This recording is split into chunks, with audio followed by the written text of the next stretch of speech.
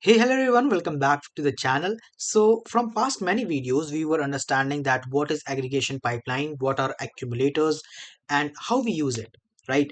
And in this particular video, we are going to revise all the accumulators and different stages of aggregation pipeline in a single video, right? So we are going to apply full aggregation pipeline in this particular video, right? So you can check, we are inside our SchoolDB database, right? If you go to the compass, you will find that SchoolDB database has two main collection, which is courses and the student.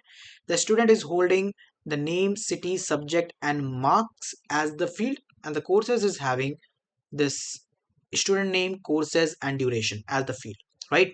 So this is how your data is present inside the collection.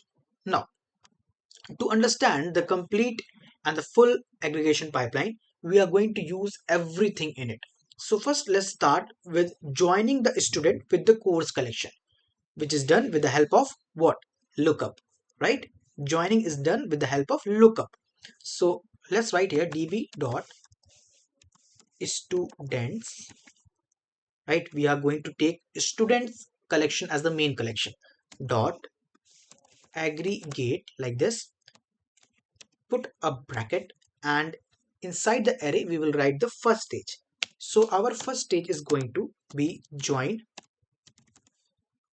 students with course collection, right? So here we will write the first stage, which is this. You can check, the first stage is our lookup, which is from the courses collection, from the courses collection, right? Fine. Our local field is name, local field is name, and the foreign field is student name. That means the local field, the field of the main collection, right, that is name, and the foreign field is student name, right? These two fields are getting joined. These are act as a keys, primary key and the foreign key here, right? And this particular lookup, right, whatever the extra data which is coming from the other collection will get stored inside the field that is course details. Got it? Now, after doing this, we are going to move toward the next stage, which is to unwind the course details array. So earlier I explained you that when you perform this lookup, then whatever the data that will come from the other collection to the this collection document will get stored in the array, right? Array format. But to unwind it and make it the flat structured, right, we use the unwind, that is unwind. Let me just write the stage here, that is dollar unwind, right? And write the name of the field, and definitely the name of the field is course details, right?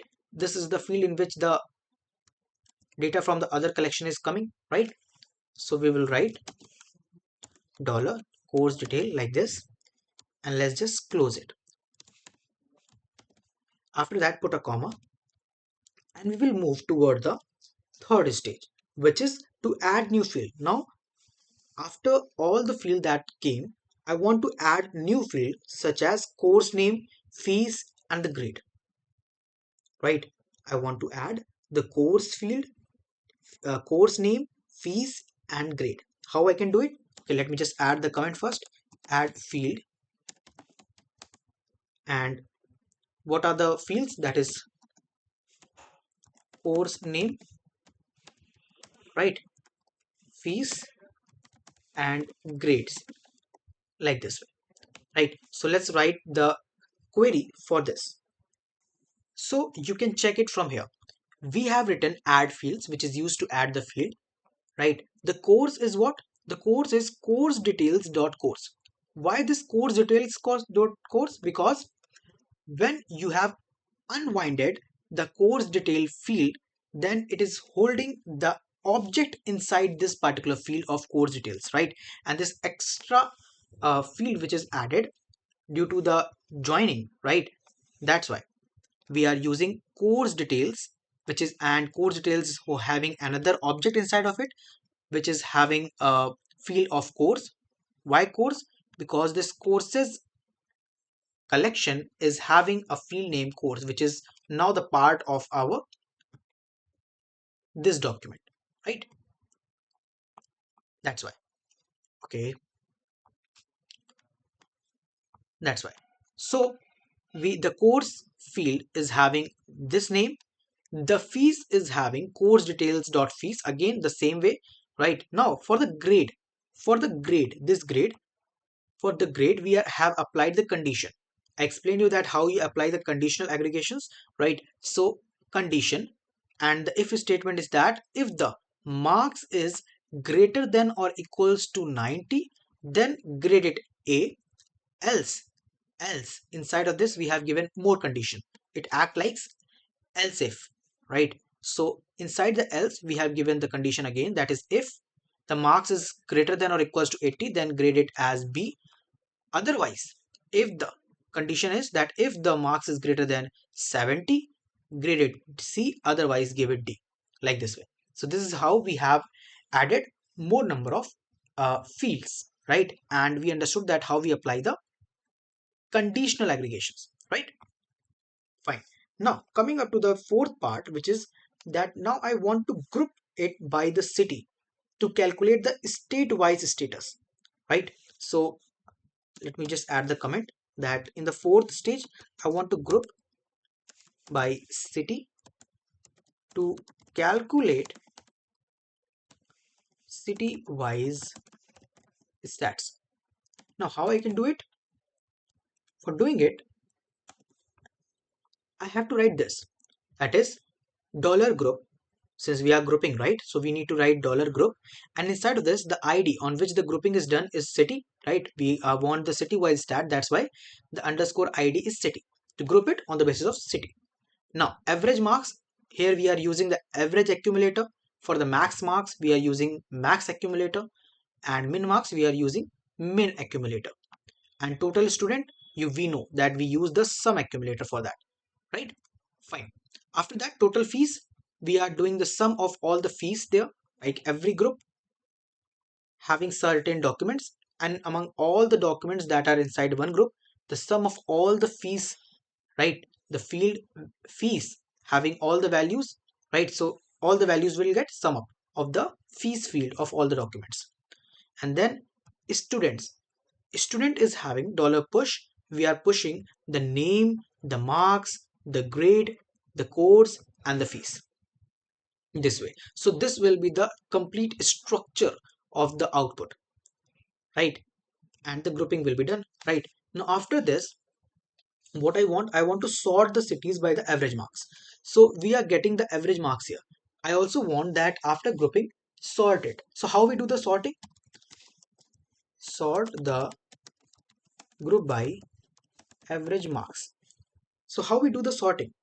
Well, for sorting, we just write here dollar sort and average marks, which is this. Let's just copy it and paste it here as -1, right? In the descending order. -1 is for the descending and 1 is for the ascending order, right? So put a comma here, and after this, we are going to write our sixth stage, which is to format the output, right? So for formatting, what we use? We use the project. We use the project stage, right? So put the curly bracket, and here we will write our project stage. So it will look like something like this, that is project stage. Here we don't want the underscore id, and rather than using underscore id, whatever the value will be there, it get come inside this city field, right? That's why I have used city field here, and all the id values are inside this city field now, right? Then average marks field will be there, max marks field will be there, min marks field will be there, total student will be there, total fees will be there, and students detail will be there, right? Student details are like this: name, marks, grade, and course with fees, right? Like this way. And after that, the last stage is to save the final result to new collection. How we do this? Well, for doing this, we will use dollar out and name the name of the collection, that is final report like this. Fine. After that, let's just close our complete query, and by this we have successfully written a complete aggregation pipeline where we have applied some 7 different stages. And after doing such long stage and complete aggregation, what result we get? Okay, let's press enter and done. That means if it is not showing me some error, that means it is done. And why I'm not getting any output? Because output is now saved in a new collection, which is final report. So now if you go to your compass and refresh it, so you will find another collection which is final report. And if you come inside of it, you will find here the ID, which is by default present, right? The average marks, the maximum marks, the min marks, total student, total fees, and this student field is now holding a array which is having 3 different objects, and each object is having name, marks, grade, and course. So you can see how beautifully we have aggregated the information, right? We have made the things as per our need. We got everything in a single document which is completely grouped, sorted, and applied, conditionally aggregated, everything in just one single example, right? And by this we get the desired output, and this is how we deal when we are working with a complex aggregation pipeline or some real world projects, right? So I hope you get the concept that how we work with this complete aggregation pipeline in this particular video.